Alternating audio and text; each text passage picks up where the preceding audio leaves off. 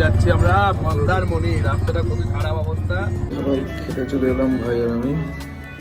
ভাই ভাইয়ের গরম লাগছে, কারেন্ট নেই, সকাল সকাল খেতে চলে এসেছি।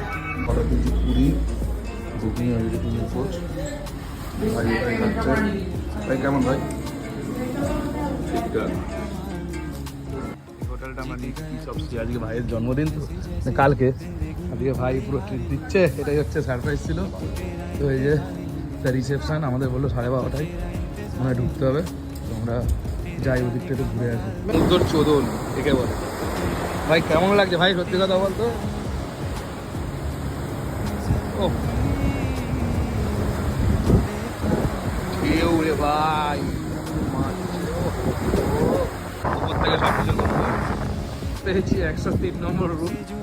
এই যে ভাইও এসছে, এই যে জয়েন করেছে আমাদের প্রধান তাপস পাল।